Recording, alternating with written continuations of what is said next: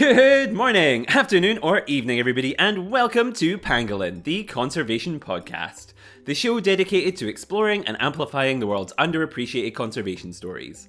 The stories that inspire me, and I hope will inspire you too. I'm your host, Jack Baker, and today I am joined by Emma Hodson, co-host of Zoology Ramblings and the Biome Project, and Wildlife Champions Assistant for the Avon Wildlife Trust. She's here to talk about how we can all act for the nature that surrounds us, as well as talk a little bit about some of our favourite things, whales and dolphins and porpoises, and I love it because we get to talk about the orcas that have been messing stuff up.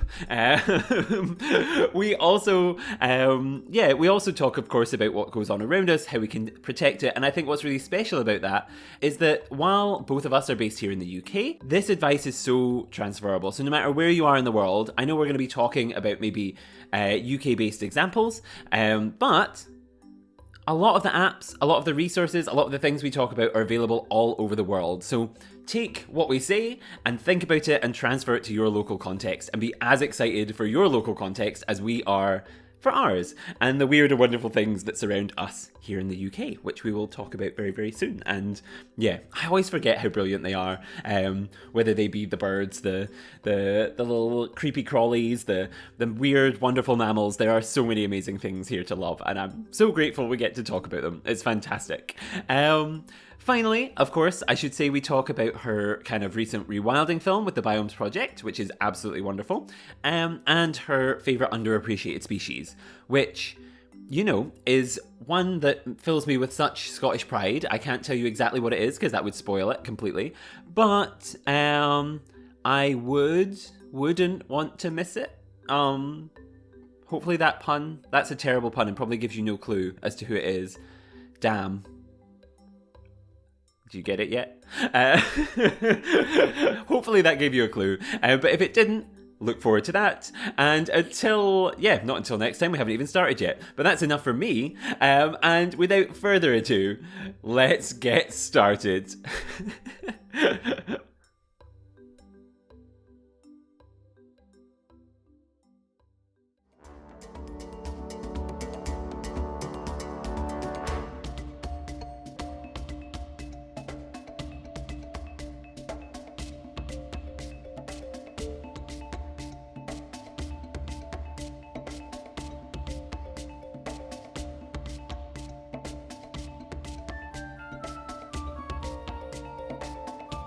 And welcome back to the show. I am now joined by Emma Hodson, Wildlife Champions Assistant for the Avon Wildlife Trust and co-host of one of my absolute favourite podcasts, not to big up your ego or set the bar too high already, but one of my absolute favourite podcasts, Zoology Ramblings.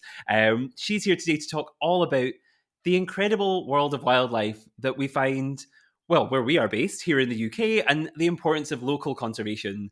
And we also might talk about cetaceans a little bit as well, just for anyone, whale lovers, dolphin lovers, anyone out there who's excited about those things, just to tease that as well. And I'm so excited to do so. Thank you so much for joining me today, Emma. No, thank you so much, Jack, for having me on the podcast. To big up your podcast as well, Roby and I have listened to your podcast for the last couple of years, and it's very surreal to be here today. But thanks for having me on. Yes, thank you so much. And yes, I should mention, if you are intrigued to hear the other half of the duo that you are, I feel like you've branded yourself now as a duo. So it's like, I was going to say the Ant and Dec, but that's such no. That's I need to think of another duo that's more appropriate. You branded yourself as a duo. Roby's episode was for people who are kind of going, oh, I remember that name. Whereas last season we did an episode for the Africa series, and he was here to talk. He talked a lot about being in Cape Town and made me very, very jealous, which I'm sure you have to live with all the time, being very jealous of. Yep. Yeah, absolutely. Yes. But that's enough about him. We're here to talk about you and your projects and things today. And so I guess I always look at people's like LinkedIn's and social media and things and give the brief kind of introduction of like, this is what you do. But obviously you know yourself far better than I know you. So could you introduce yourself to the listeners and maybe tell them just a little bit about who you are and what you do? Yeah, sounds great. So, as Jack mentioned, I'm Emma, and I guess probably introduce myself first as a zoologist, just because that's my background and animals are my thing. But also I feel like in there, maybe I'd also say I'm a bit of a conservationist because that comes in with the people side and not just animals. And then a little bit of an activist as well. You'll often find me on the streets with some wildlife or environmental banner telling people to care about Mm-hmm. the planet and wildlife. And yeah, now I'm working at Avon Wildlife Trust. So yeah. I think, and most of the listeners, I hope, will fall under at least one of those categories of like, so there'll be something for everyone to relate to there, which I think is good. And like, yeah, I honestly think if you listed all the things that people in conservation and nature things do, the list of hats would be endless that we put Yeah. on. So condensing it down to just like a couple, excellent work. Um, and yeah, I think that's really sets up nicely because I think we're going to talk, and I guess your experiences in all of those fields are going to come up today because as I said, we're going to talk a lot about kind of local conservation. And local conservation, I guess, in this context for us is very UK based. I'm here in Scotland. You are down in England, I presume. And so, like, yeah, we're going to talk a little bit more about kind of UK local things. Yeah, I guess to get us started on that chat, what I wanted to ask you was, how did you like? I like to ask everyone this. It's this kind of idea of like how you got into nature and conservation and zoology and all these things. And especially in this context, I guess I'd frame it around like, was it a local thing that inspired you to get into this? Or did you kind of see these things far away, become inspired, and then only later realize actually it's the stuff at home that I really am interested in? What was that journey like for you? Yeah, it's probably not local to where we are now is what got me Okay. started. So I was born and grew up in Mexico, so that's Oh, kind of wow. home originally for me. So that's where I initially got interested in wildlife and I think started with the little things. I think my first memory is not of human friends, but it was of people trying to squish the ants at school. And I came home and I'm like, they tried to squish the ants. So I've always been a big advocate for the little things.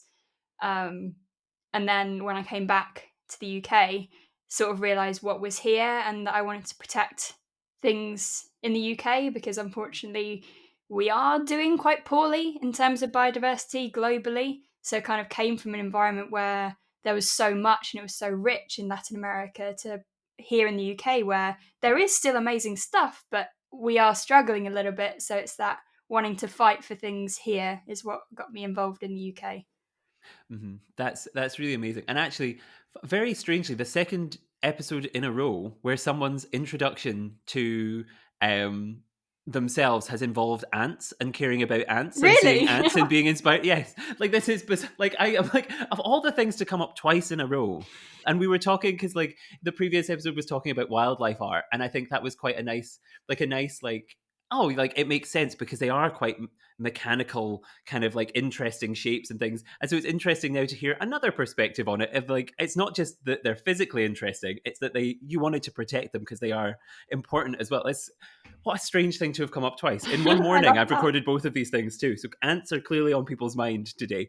But no, that's really interesting actually, and like, yeah, I guess like I now have to ask, like, so when you were growing up in Mexico, like, was that kind of something that like, yeah, coming here and noticing the change in environment and wildlife, that must have been quite significant, not just in the species and things, but also the way that like people talk about them and the way that we interact with them. I'm sure there's probably very different ways of interacting with wildlife everywhere you go. So was that something you clocked when you like, was it something a noticeable like, oh, this is very different in the UK than it is to where I was before? Yeah, I feel like it was.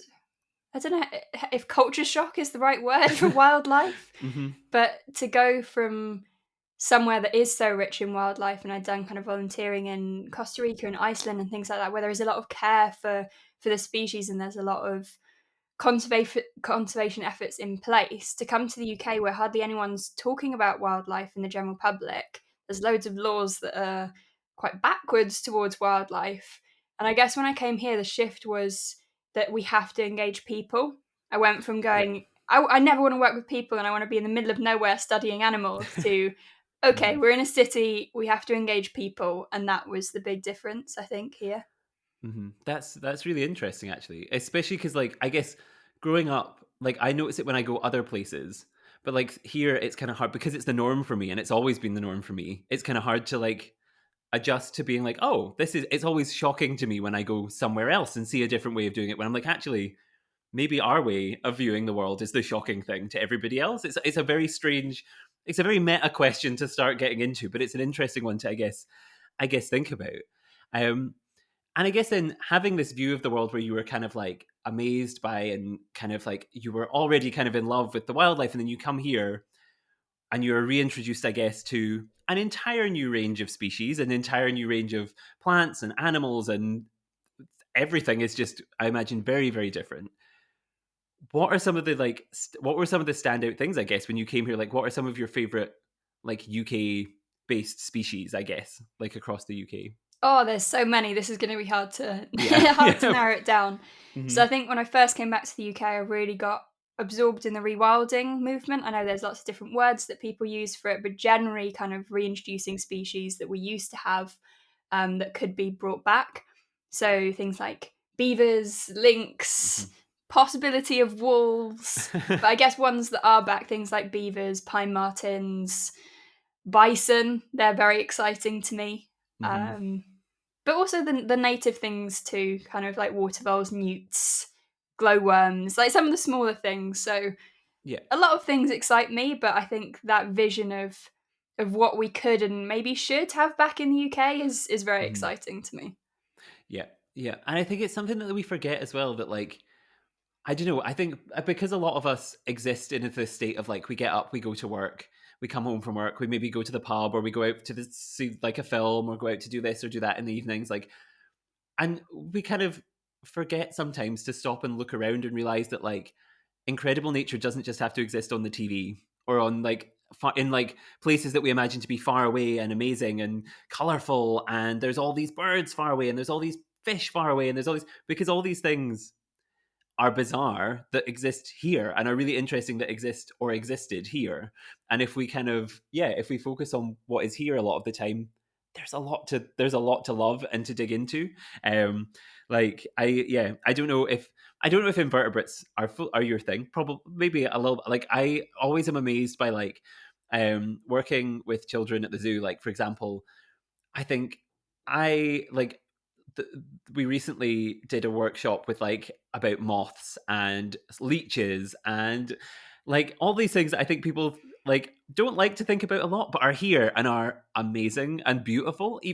The leeches might be a stretch for beautiful, but the moths very beautiful. But so yeah, really, really interesting. Really, really interesting. And I think the little things are overlooked as well. I'm a Hmm. big advocate for little things and invertebrates. I feel Hmm. like in our duo of me and Roby's the big things, the megafauna, the big Hmm. cats, and but like look at the insects and the invertebrates. Hmm. That's it. It seems correct. I think like, and later on, I think I'll ask you. I think we focused a lot on a leopard at one point when I talked with him, and I feel like we've mentioned wolves and big things already, but I feel like yeah, now we're going to focus on some of the things that I guess everyone knows what leopards are, but people might not think about beavers or other things that like are a a little smaller, a little stranger. So no, that's really, really interesting.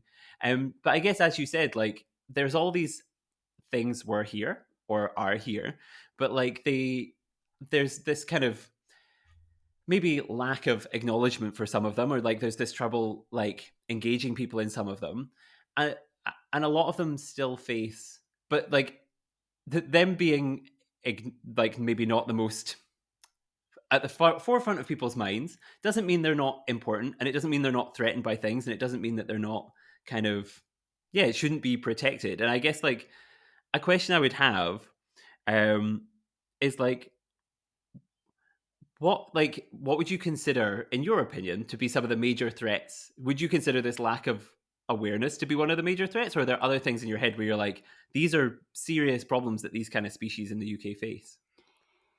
I think actually probably in the UK, I'd say the main one is the lack of awareness or kind of the perception and attitude challenges that we have here. So I think something that explains it quite well is shifting baseline syndrome. I don't know if you know what that is or our listeners know Yeah. what that is, Hmm. but that's the idea that what we grew up with as children is what we think the natural or the wild is. So now we might go out and think that the mosaic of farmland and a bit of woodland and not much here, kids growing up today might think, yeah, that's wild. If you go back a Yeah. couple hundred years, you would have had all these like braided streams with beavers and had a completely different landscape. And I think that's what's blocking a lot of people in the UK from being able to realize what we could and should have here, because they think it's green, it's lush, we have everything we need, and actually we don't. So to me, I think the perception is one of the biggest threats, as well as, your usual habitat loss, climate change, invasive species, all the other lovely list of things that are Hmm. threatening our biodiversity. Yeah, and it's something that, like, yeah, I think about a lot, because it is this thing of like, and I think the challenge that I have in my head is, I think a lot of the time, conservation education and engagement is aimed at young people, which is really important because they need to know that the baseline that they have is not the norm. But I think sometimes we also forget about this kind of like, there's people who remember it being different, significantly different, still around, and I think sometimes we forget about that, and that kind of like, conservation in nature isn't just for like kids. It isn't just for like young people. It isn't like, there's this like baseline that if we can get the people who are maybe not the typical conservation nature audience to remember and think about, well, actually, there's been a significant change since you were the age of your kids or the age of us, or like there's if you can recognize those shifts, I think there's something that like, there's something there that we don't talk about a lot, I guess, and like it's really, really important. And I feel like maybe that comes as well as a cultural thing of we've lost that, I don't know what you call it, a ritual or behavior of kind of storytelling and passing on what people experience in their lifetime, because a lot of other countries and cultures still have that, where elders pass on their knowledge and experience to the younger generation. And because we don't have that, a lot of people don't know what people experience, say, on the edge of like 90, 100 years ago, people who are still alive who experienced that. Hmm. And it's interesting because, like, just a few episodes ago, we had a guest on talking about the red wolf in the US and how there's significant, like, there's this kind of like significance, not just to kind of like the communities that exist around areas where wolves are now, but also a significance to kind of like Native Americans and people who have grown up there, and these stories have been passed down still because there's that connection because of culture to them. Whereas, and we were when we were I was talking to him, there's that thing of like, there were wolves here, and the only stories I think about when I think about the wolf are the big bad wolf, or the kind of like all of these things that, like, there's not necessarily that communication of nature in the same way. And I guess, yeah, it's an interesting and challenging thing to tap into, to know exactly how to resolve, because like, once those stories have been kind of, that chain of story has been broken, like, it's hard to, I guess, start again. But I guess, hopefully dialogues like this will get people thinking and making asking those questions. Hopefully. Yeah, and I guess, and like another, and then I guess to get into the main kind of thing that we wanted to talk about, which is this kind of local conservation, is like, yeah, getting people to realize that the things around them are amazing, getting them to act on what's amazing. And I guess, like, to you, like, what I guess if there's people listening who are like, oh, like, what are they talking about? What do they mean by this? What do they kind of, when they talk about local and doing these things, what do they mean? Like, to you, what is like local, like, conservation? I've just realized on my list I've like written down local conservatism, which, oh no, bad. Local conservation. Like, what is that? And like, why is it so important, I guess, to you? I mean, I think local conservation will mean something different to everyone. In my line of work at the moment at Avon Wildlife Trust, local conservation is very much focused on people's individual patches. So that could be their balcony, their garden, their street, in quite an urban setting. So people tend to think of nature as nature reserves or big wild spaces like the Cairngorms or things like that. But actually, that starts at home, and that kind of empowerment that everyone can do something, whether they have a little pond or maybe they put up a bird feeder or a bee hotel, things like that. And there's some really, really exciting kind of behavioural research that shows if 1 in 4 people are visibly taking action for nature, that's enough to reach this tipping point where the majority will follow. So that's what we're trying to do at the Trust. We're not trying to reach everyone. We're trying to get to that 1 in 4 or close to it, so that enough people are taking action in their day-to-day lives, and then other people go, oh yeah, I saw my neighbour doing that, or yeah, oh, that street has a green initiative on it, I'm going to do the same, and then it will tip. So that's what we're hoping for anyway. And I'll throw it out there. 1 in 4, like I think that's the thing, is like we sometimes think about these things as big, huge issues that are completely unachievable, and like, oh, me doing this doesn't really make a difference, or me doing this, like, no one's gonna, like, it's just me. But if 1 in 4, that's actually, I mean, it will affect different communities in different ways, and there'll be different proportions in different communities and things, depending on those communities' needs. But like 1 in 4 seems I'm setting the bar high, but it seems achievable. I think. I guess. Yeah. What types of things are you, I guess, encouraging? Would you encourage people to do, and are you encouraging people to do to like help? Like reach that threshold. I think one of the main things is celebrating and recognizing what people are already doing, because people tend to put themselves down and go, oh, I'm not doing anything. But even Yeah. if they have a garden and they neglect it, that's Yeah. probably great, because it's good Yeah. for different rodents and invertebrates and things like that. So people are already doing more than they think. And then part of the program that I work on is about kind of supporting and upskilling people to develop the skills they need to take action for nature. So, say, for example, what have we run? Like, we did a workshop on wildlife friendly gardening so that people could come and learn some practices of what they could put in place. So, maybe things like no dig beds, or having a variety of habitats for different invertebrates, little ponds, things like that. Very small scale things that feel achievable and not huge and impossible. Yeah. Yeah. And that's the thing. I think for me, like a lot of it can be as simple as like, and like the things you're already doing are like fantastic and like achievable. The things that like stand out to me, I guess, are like, and things that I sometimes forget to do that I need to do more, is like even just stopping to look at things and appreciating what's there, taking your headphones out and forming, like, instead of listening to music, or I don't want to say podcast, listen to podcasts, but don't listen to, like, taking your headphones out sometimes while you're going on a walk and appreciating the things that are around you and are there, and are the birds that you hear or don't hear, or the animals that you hear, things that you don't hear, the creepy crawlies that you see, that like taking these time to notice these things, form that connection, and then yeah, over time you might realize how actually I quite like having these things. What can I do, maybe a bit more than the kind of easily achievable things, to do that, I guess. And I think once you start listening and noticing, you can't go Hmm. back. Which Yeah. that makes it sound really ominous and like a really bad thing, but you do. Once you start noticing things, you walk around and Hmm. you're like, "Oh, that's a good habitat for mining bees," or "Oh, maybe a badger Yeah. lives in that hole." I'm constantly Hmm. just poking around in random holes and in the woods and off somewhere. But once you start, you can't stop, and it's quite addictive, at least for a zoologist.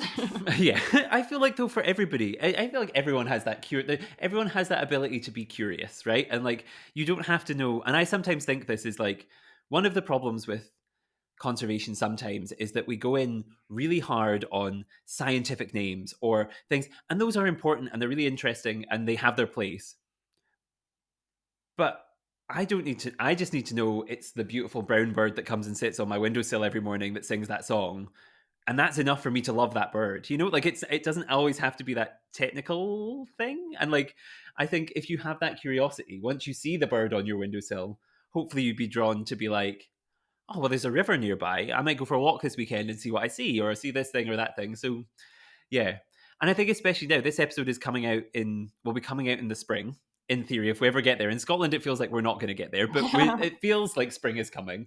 Like now is the time to go out and start engaging these things and seeing what's out there, because yeah, it's also the time where there's lots of baby things around, so the perfect time to go out. Also, a little plug for camera traps, just because I love them. Hmm. It's a great time to put out camera traps. We're Hmm. going to run a workshop with the wildlife champions that I work with about setting up camera traps to look for badgers, because they come out in kind of April, May time, all the little ones. We've got a champion working on a project that has beavers. So, again, a great time to see little, Hmm. cute, adorable, fluffy things. So, that's a great way Yeah. to see things. Yeah, and also going back to the ants, a wonderful time to see creepy crawlies. And if you're not into the cute stuff, there's also the other stuff out there. Don't worry. There's some weird looking things out there at this time of year. If you turn over some rocks and have a look, and are very careful and put things back where you found them. But there's stuff out there. No, that's really amazing. I guess like, yeah, are there any other kind of, I don't know if people are listening and thinking like, oh, like, yeah, I want to go out and do that. Are there any other kind of locally conservation things that are on your mind as topics that you're like, oh, this is really like, this is another easy one, or this is an interesting one, or something you're thinking about? I guess another thing that comes to mind is sort of citizen science projects. Kind of, yeah, you can be part of monitoring wildlife at a really local scale. So apps like iNaturalist, or a lot of groups have local initiatives where you go out and look for things. That's a great way to get involved as well. And then you're helping with recording and monitoring and letting people know what's there. That's quite nice.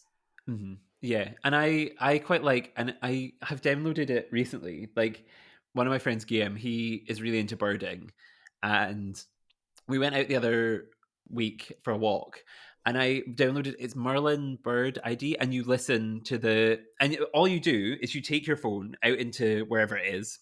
You're walking along the beach or through a forest or even through a housing estate or through a city centre, wherever you are, and you just let it record the audio that's round about you, and it will tell you, it will pick up the bird song and tell you what birds are around you. And I think that's amazing. And like, especially when like, I remember I was using it at the start of this year as well, and we went away to Loch Lomond. And as soon as we arrived at this like house, it was winter in Scotland. It was probably like 4 o'clock, but it was pitch black outside. And I heard something. I was like, "What are you?" Because I know you, I hear you, and I think I know what you are, but I'm getting ahead of myself. And this app will tell you, "Oh, that is in fact a tawny owl that you're hearing," or like they said, and you're kind of like, hang on, like I would never have been able to see that.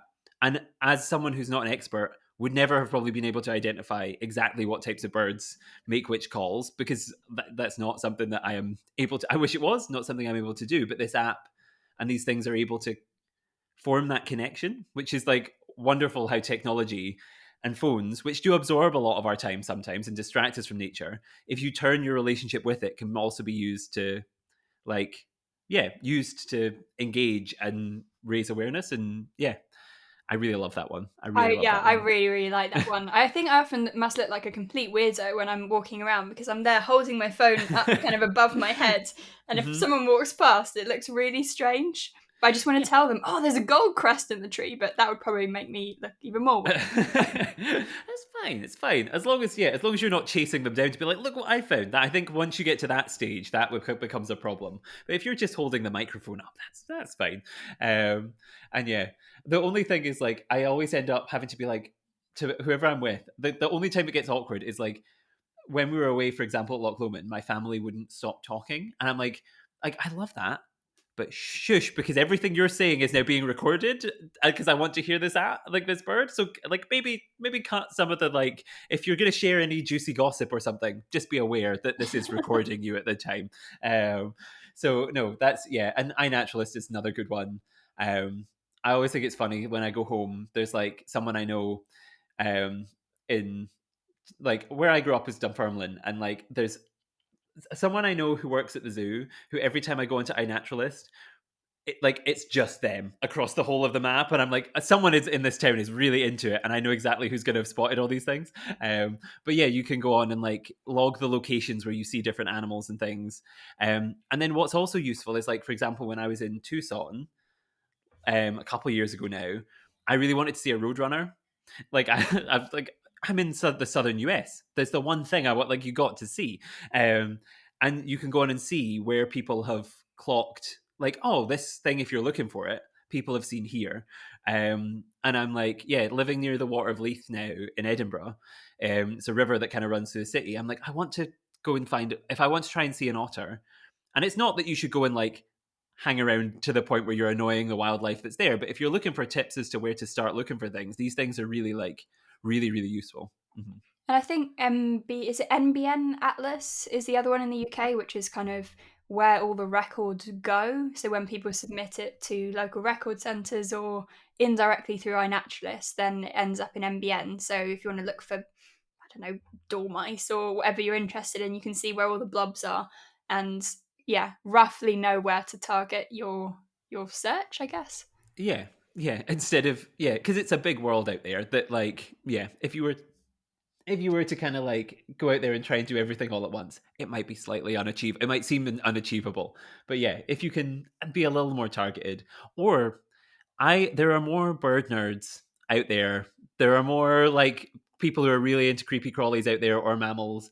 Like there's always going to be one probably in a friend group. So find that person and attach yourself to them and they'll probably be more than happy to talk about it because it's the type of thing that I don't know if this is your experience. When I'm with some groups of friends who are less into nature and wildlife, I'm sat there the whole time being like, someone asked me about it. Come on. Like someone asked me what I saw. Like someone just ask me anything. Just like, come on. Like even if it's not that, even if I have nothing interesting to say, I'm like, oh, I just want to talk about it. So yeah, find those people and they'll help you. I think is another good one. Yeah, definitely. Find your nerds, and then you can unleash everything animal related and not bore the hell out of people. Oh yeah, yeah, and and I think that's the proof about the curiosity is once you start talking about wildlife, most of the time people stop and listen. I think there is curiosity in us all for those things.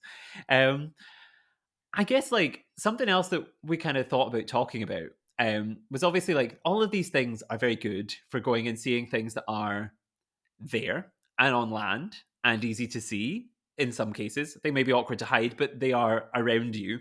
Um, but something that is a lot harder to spot, and therefore I think a lot harder to recognize is even there in the first place, never mind care enough to do something about it, are these things that live under the sea. And I know you have a particular love for cetaceans. I wore actually, especially today, I put my whale t-shirt on Oh, love it. because I actually forgot I'm wearing it, and then I clocked myself in the Zoom call. I was like, hang on, I put this on today. That's great. Yeah, like I went up to Mull last year, and they have the Hebridean Whale and Dolphin Trust thing there. So I had to like a case of when I was with people who aren't animal people, but I went away with the t-shirt. And so yeah, we like back on point. Are so the things that disappear under the waves and things are harder, I guess, to fall in love with, harder to spot, harder to be involved with in people's minds because they are removed. They're different. They're under the sea. They're far away. And so I guess for you, the question is, it's kind of double barreled, but it's like, I wanted to know, like, we've talked about how you fell in love with UK species, I guess, and these sorts of things, but like, what what drew you to cetaceans specifically, I guess, and yeah, I guess we can then get on to the next point, which is why are they important? And how can we act for them when they do have this water between us and them? Like, yeah. Yeah, I guess I don't know, like you were saying there's that disconnect between what's in the ocean. That was me too. I didn't think of myself as at all of a marine biology or marine person. I was like, I'm very much a terrestrial zoologist. That's me. I don't really know what's in the sea. It's not that I don't care about it, but it was just very distant to me. And then I volunteered for a couple of months with the South and West Wales Wildlife Trust down in Cardigan Bay doing cetacean research. So cetaceans being porpoises, dolphins, whales, those kind of things. And that involved mainly sitting on a wall in the harbour for hours and hours at a time in very bleak conditions in November in Wales in the UK and watching and seeing what we could see. So we were trained in how to look for signs of dolphins and porpoises. So like looking for the little fins and the types of splashes they make and the sizes. And I was just like, I had no idea this world was here. Very naively, before I went and started volunteering there, I didn't know that we had that many dolphins or whales and things like that in the UK. So I think there's about 25 species that have been seen in the UK, six of which we see regularly ish. The main ones being like harbour porpoises and bottlenose dolphins. And I just didn't know they were there, and a lot of people don't. They rocked up on the harbour wall, saw me sitting there with binoculars, and they're like, "What are you looking for?" And we're saying, "Oh, we're looking for bottlenose dolphins." And they're like, "Really? We have those in the UK?" And they just didn't Mm-hmm. know. Mm-hmm. And like it's amazing when you think like I think I was lucky enough. So when I did my undergrad, I went to St Andrews, and when you're by the sea all the time, it becomes easier to look out and try and spot these things. But even when you're there, sometimes people will be like, why, like, what, like, that you'd walk past people by the shore and they'd all have binoculars looking out, and people would be like, what are they doing? Like, the birds are over the other direction. They're looking, like, you're like, they're not looking for birds. They're scanning the horizon line to see if something pops up. And yeah, it's so easy to forget. And yet, when you find out, it is amazing and it's wonderful. And like, I remember that same holiday to Mull last year. There was a little balcony out the top of our, like, where we were staying, and it was kind of like one of these upside down houses where like the kitchen stuff is all upstairs. So I would sit out on this balcony near the kitchen and just kind of look out, and like all my friends would be in the kitchen, like getting ready for dinner or like getting drinks ready or like playing a game, and I'd be sat there like scanning. But the excitement and the instant change in the room, where I would be like, there's something out there, I've seen something pop up, and like you have to, like, everybody suddenly becomes focused, as like, it's like I've just been like, there's a unicorn just run across the front garden, like, what is going on? Like, it's amazing to think that, like, yeah, these things are out there. I have to ask, I know that there are so many out there, there's so many wonderful ones. If you had to pick, is there one that you're like, oh, this is, whenever I see this particular one, or when I hear about a sighting of this one, you're particularly excited? Oh, hard one. Yeah. I feel like obviously there's the rare ones, which if people say they see is really exciting, kind of like fin whales or Hmm. minke whales, which people do see, but they're not Hmm. as common. But I kind of like the harbour porpoises. They're tiny, so I think Yeah. they're about like a meter long, and they're just bullied by everything else. So sorry if you're listening to this Oh. and thought dolphins were nice. They're not. They're Mm-mm. mean as hell. And Yep. bottlenose dolphins are horrible to harbour porpoises. They Hmm. play with them. They kind of drown them. It's disgusting. So whenever we saw harbour porpoises, it was really really nice just to know that they're there. They haven't been hurt, and because you don't really see them together. So if the harbour porpoises are out, it means the bottlenose dolphins are off somewhere else. So then you could enjoy time and get to see them. Whereas when the dolphins are there, they dominate because they're aggressive and angry. And sorry, dolphins, but they're really aggressive. Yeah, you just have to. Is it The Simpsons has an episode where all the dolphins come onto land and take over? You just have to pray after seeing that they never hear this, because they are.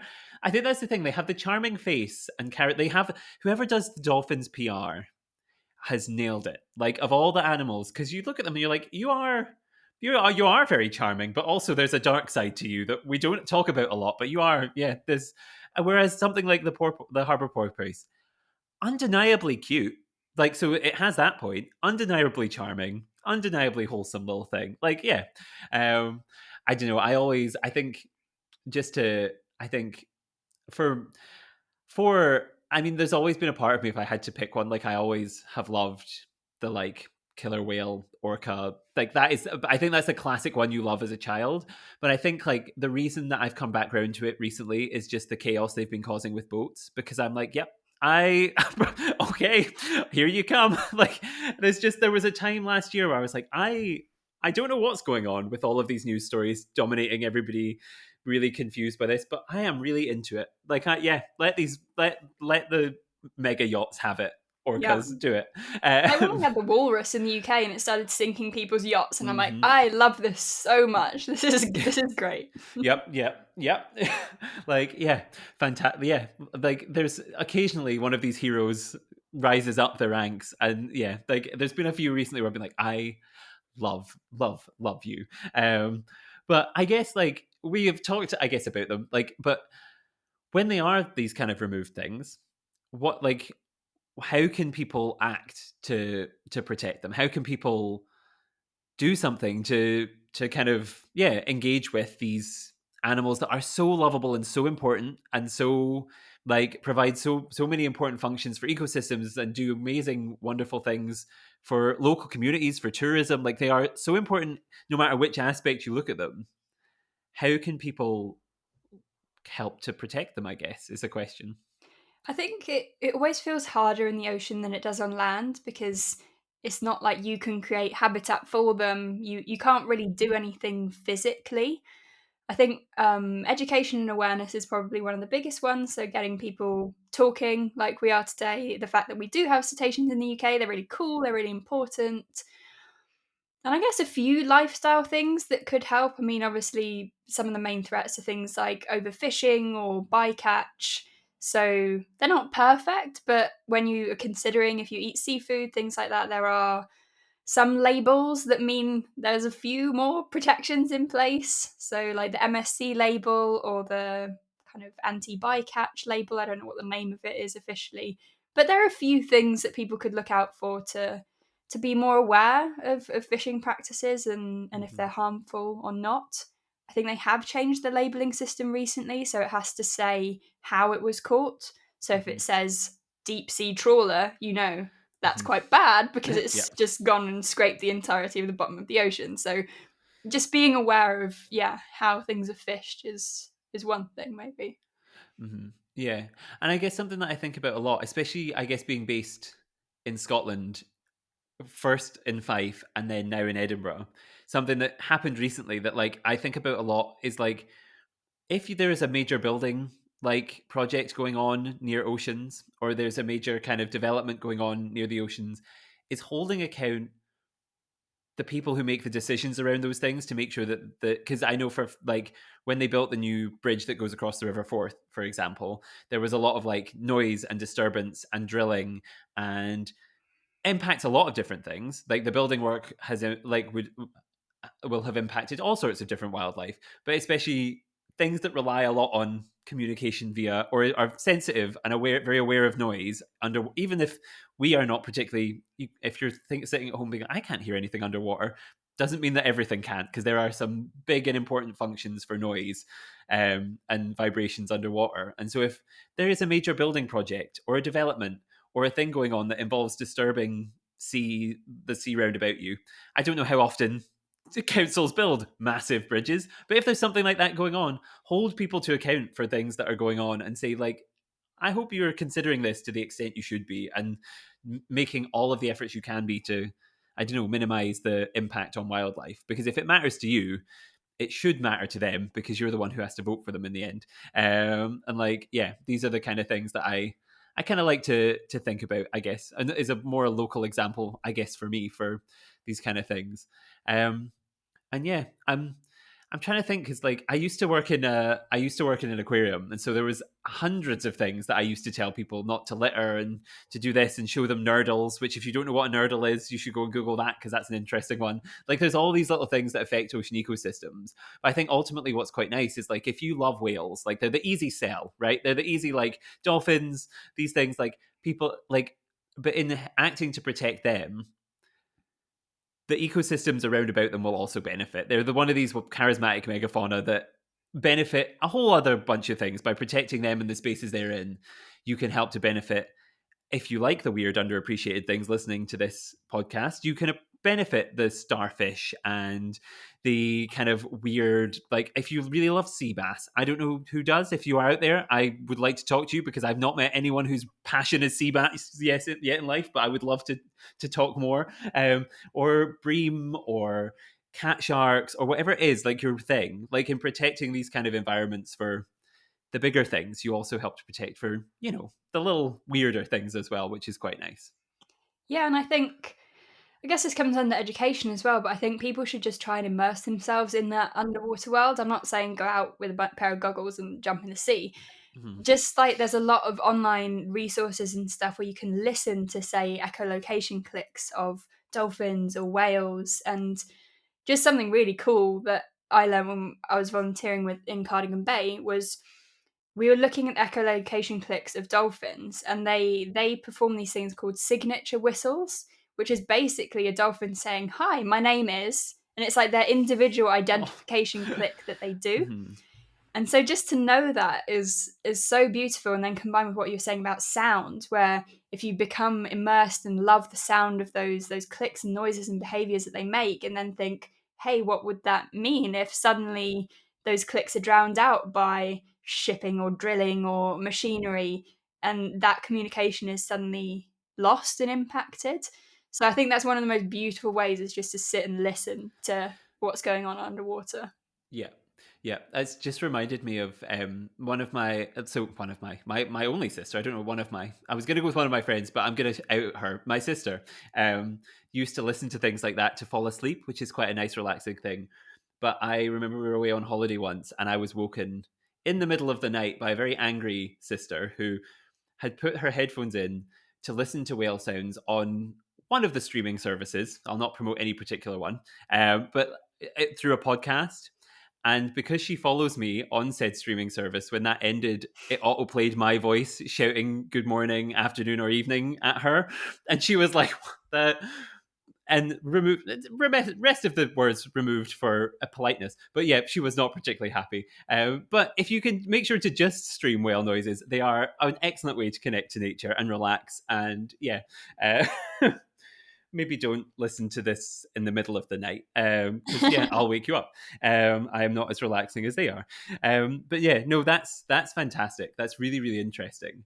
um, I guess then all of this conversation has kind of revolved around connecting people with nature and finding new ways to connect with nature and getting people engaged with nature. And what that relates back to quite nicely, I think, for just this final little part of our conversation is, obviously, I know you and I was introduced to you through podcasting and the short films that you do. And I know you mentioned earlier you were really into bison. It was actually like the first episode, the first thing that I ever saw you and Roby do was the episode about bison. And so I was like, oh, that's come back to me. But yeah, so like you produce all of these things to kind of reach new audiences, I guess, and talk about conservation. And I wanted to kind of touch on them, and maybe you can tell us a little bit more about Zoology Ramblings, the Biome Project, whatever you'd like to focus on. But just like, yeah, why this for you, and what did you kind of want to achieve with these kind of projects? Yeah, I mean, I think I kind of got into it because I thought I wanted to be a wildlife camera woman for a long Okay. time. So, very remote, filming things in remote parts of the world. And then, for various different reasons, I realized that maybe wasn't for me or wasn't how I best thought I could reach people and engage people in wildlife. But I always wanted filming and podcasting to be part of something that I do. So I've managed to sneakily weave it into my job at the moment, which is nice. So kind of filming local urban projects, started a podcast for the wildlife champions as a way for them to platform their projects. Maybe they might get some more volunteers from it, things like that. Um, but yeah, I think you mentioned Zoology Ramblings, which is probably the main podcast that Roby and I do. That's just become our baby, and I'm sure you feel the same about your podcast. Yeah. It's just we're so proud of it, and it all started in a kitchen table in Wales. And as usual, we were chatting absolute rubbish about conservation for Mhm. hours. And then we said, oh, maybe we could record this and turn it into a podcast. So Yeah. that's where that one started. Um, and then I guess to be a bit more professional, we wanted to create a platform where we could interview conservation professionals, make documentaries, things like that. And then that's when we started the Biome Project, which is a partnership with a film production company.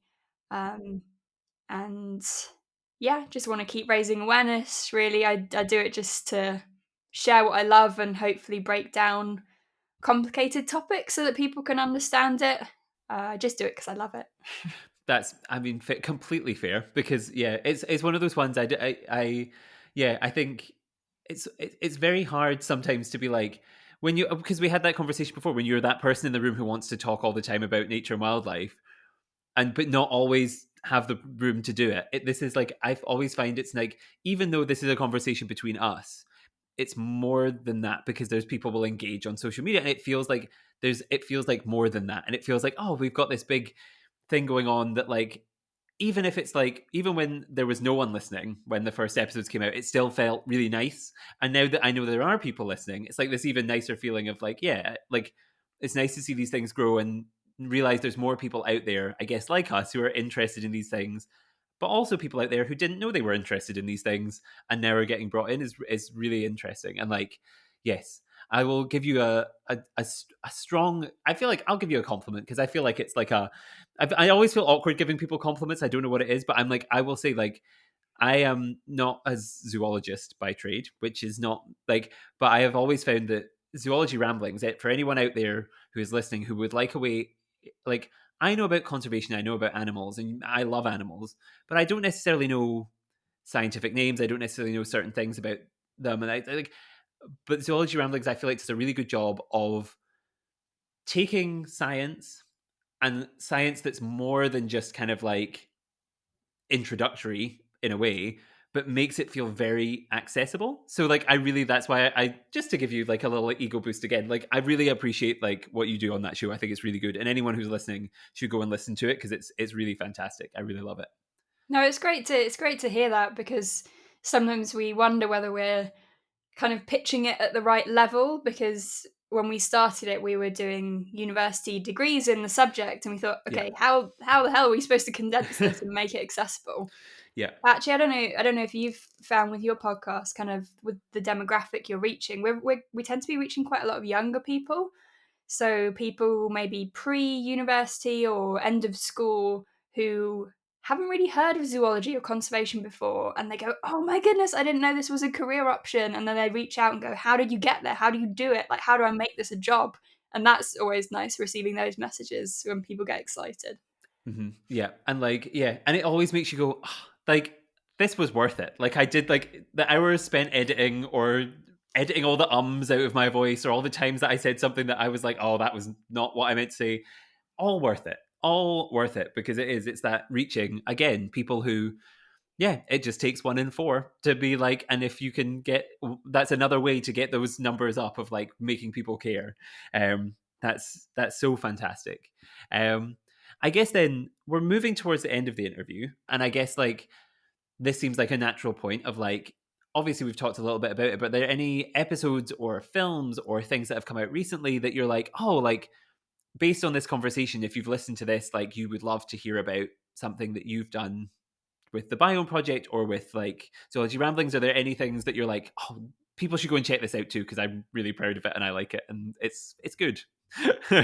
Yeah, I think a big thing that we're proud of at the moment is we just finished a big rewilding documentary. So it's called Rewilding a Nation, and it's all about how rewilding started as a movement. So it starts with us in the Netherlands looking at bison and megafauna and how that idea came about, and then hones it back in the UK, looking at what species have we already brought back that have been a success, like beavers, and then kind of hinting at the future as well of what could be possible moving towards carnivores like lynx and wolves.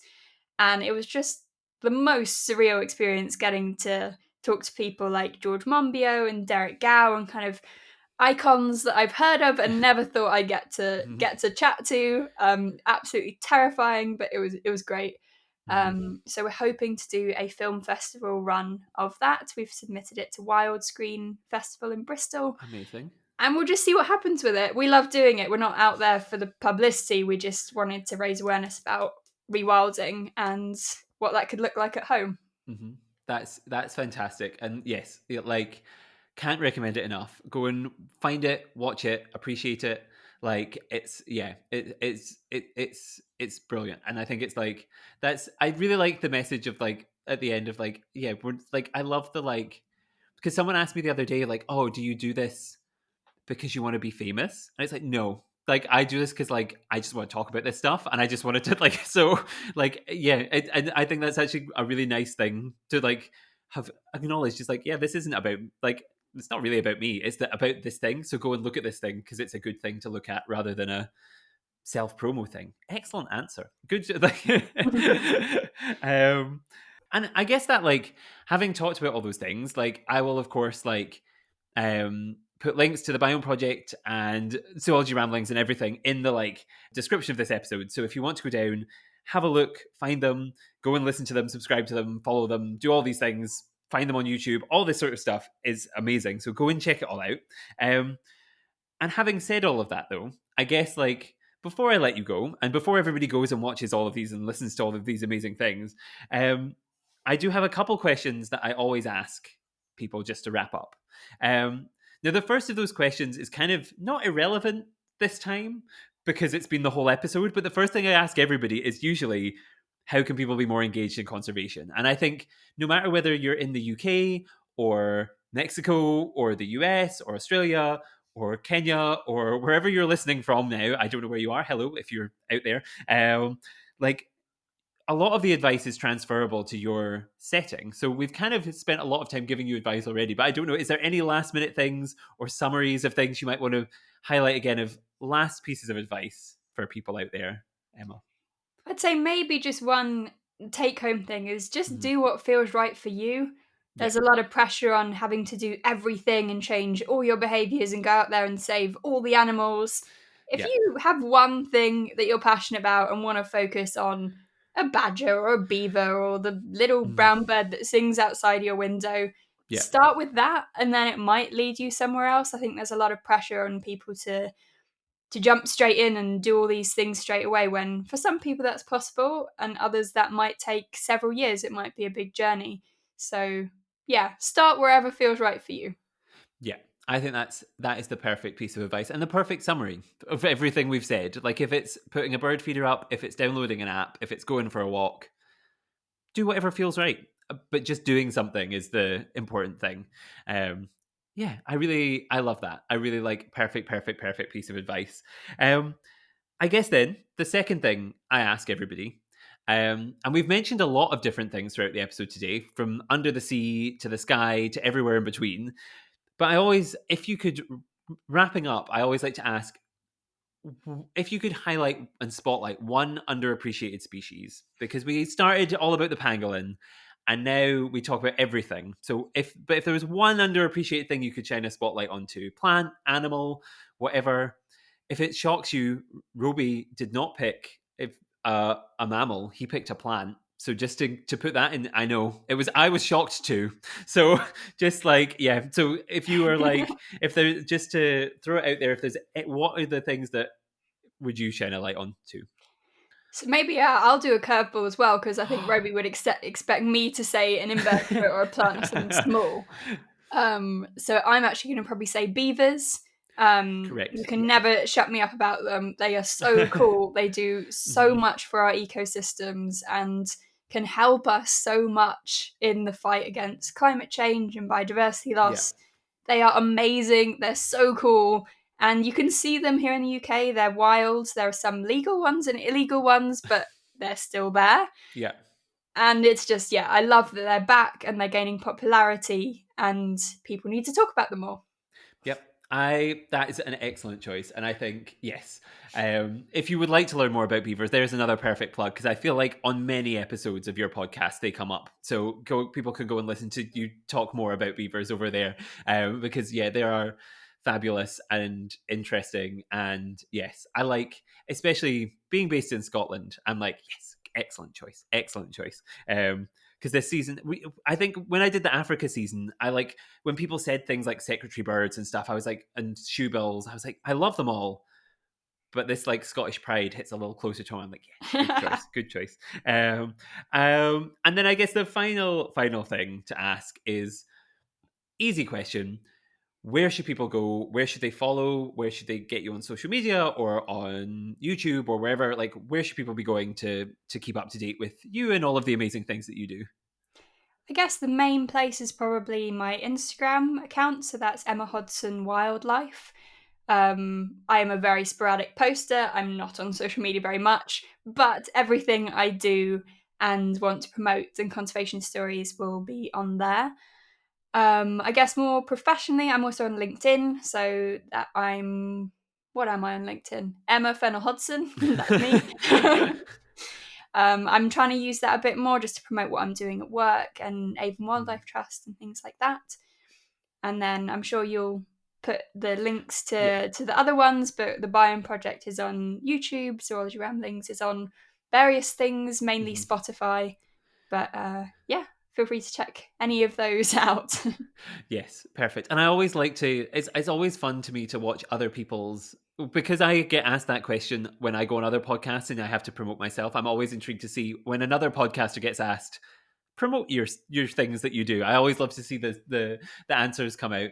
Um, but yes, and you can tell we're recording this on a Friday morning because you couldn't remember your own name. So it's clearly been a Yeah. week.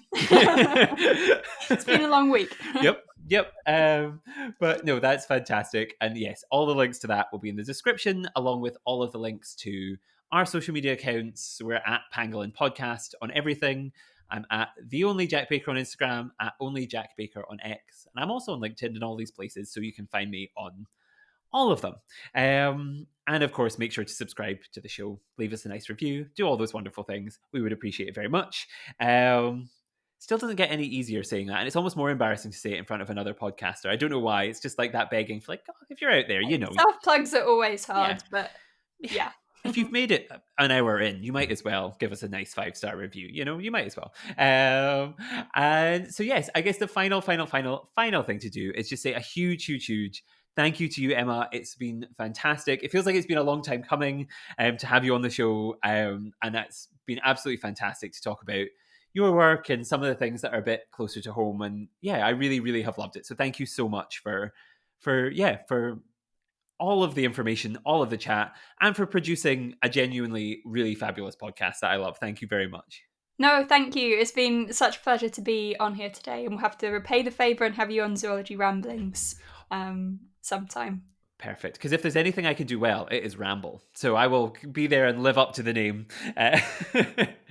Well, no, that is perfect. And yes, I guess then final thing is to say a huge thank you to the listeners for tuning in. I hope you've enjoyed. And we will see you next time. So thank you very much for listening, and goodbye.